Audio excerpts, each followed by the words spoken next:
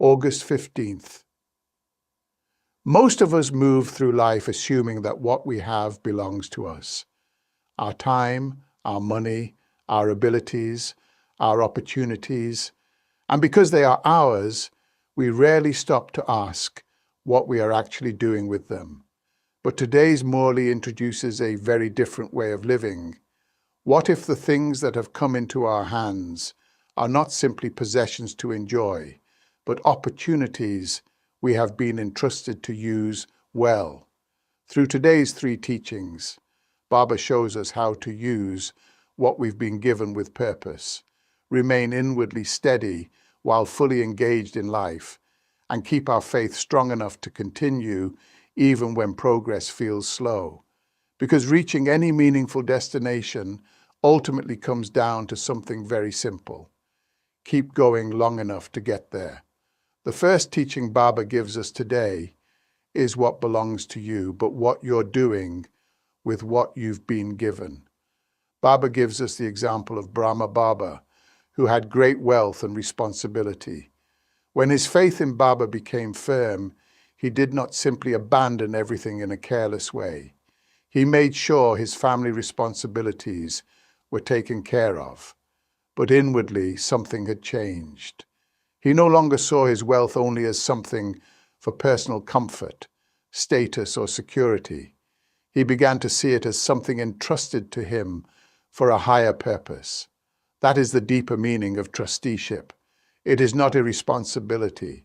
It is not neglecting the people who depend on us. It is changing the question from how much of this is mine to how can I use what I have in the best possible way. Brahma Baba's relationship with the divine became stronger than his attachment to ownership. He was no longer simply the owner of wealth. He became a servant of something greater. And that is the shift Baba is inviting us to understand. Not necessarily to give everything away, but to stop seeing what we have as existing only for ourselves. Most of us naturally think in terms of ownership, my money, my abilities, my opportunities. But trusteeship introduces a different question. Not simply, what do I have? But what am I doing with what I've been given? Take something as ordinary as time. We rarely think of another day as something we've been entrusted with. We assume tomorrow will come, so it's easy to let hours disappear without considering what they could have become. But imagine beginning the day with a different awareness. I've been given these 24 hours. What can I learn? How can I grow? What can I contribute? Who can I become through the way I use them? That doesn't mean every moment has to be productive. Rest matters. Enjoyment matters. But there's a difference between consciously enjoying our time and simply allowing our life to pass unnoticed. The same is true of money and our abilities. Money can, of course, provide comfort and security, but it can also create opportunities, solve problems, support people, and contribute to something meaningful. Our abilities are no different. We can develop a talent simply for ourselves, or allow what we've learned and developed to eventually benefit someone else. We can receive and also contribute. We can grow and allow our growth to become useful. The second teaching Baba gives us is real strength is being fully involved in life without becoming internally consumed by it. In other words, spiritual life doesn't require us to constantly separate ourselves from ordinary life. The real question is, can I participate without losing myself in what I'm participating in? Think about attending a large family gathering. You walk in knowing the personalities, the old tensions, the person who always makes that comment, the relative who wants to know everyone's business. You could spend the entire evening internally reacting. Why did she say that? Why wasn't I included? Here we go again. Physically, you're at the gathering, but mentally, you've been pulled into every little current around you. Now imagine attending the same gathering differently. You dress up, you laugh, You talk, you help, you enjoy yourself.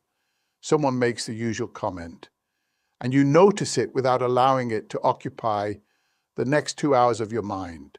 You're not withdrawn, you're actually more present because you're not being internally dragged around by everything happening around you.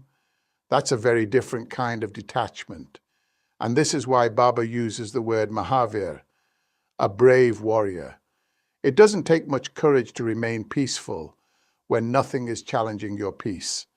The real test comes when you're surrounded by the very things that normally pull you, and you discover that you can be among them without being governed by them. This applies far beyond weddings or family gatherings. We can work hard without allowing work to consume our identity. Enjoy money without making money our security. Love people without making their behavior responsible for our peace.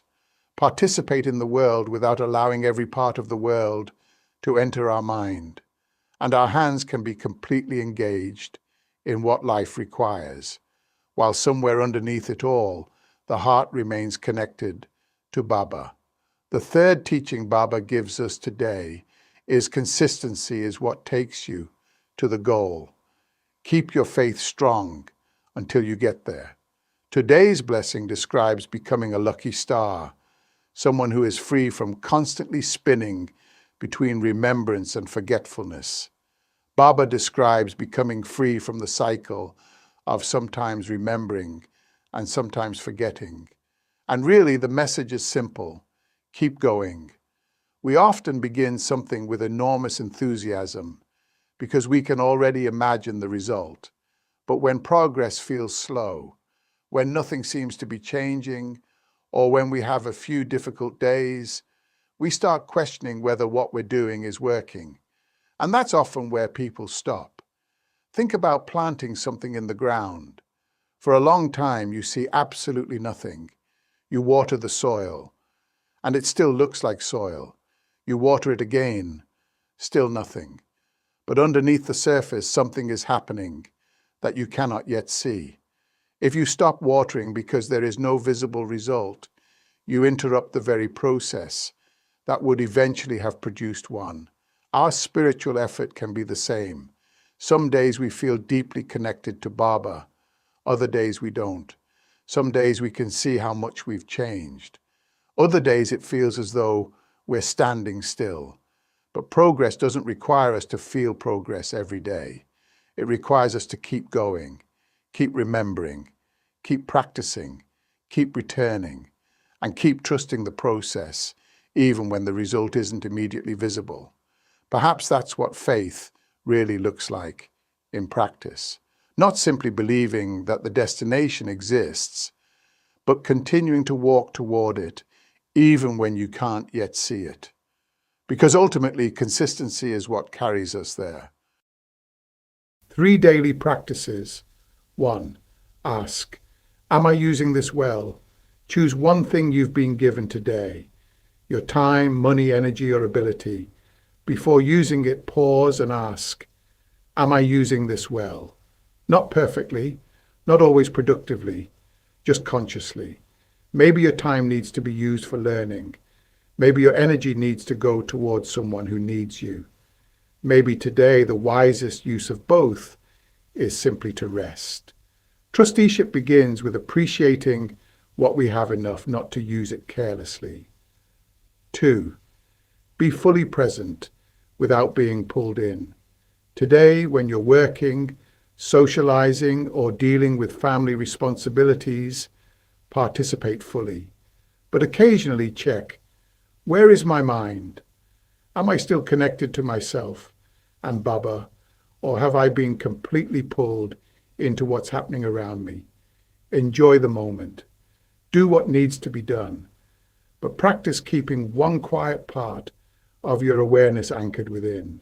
Hands in the work, heart with Baba. 3. Keep going even when you can't see the result.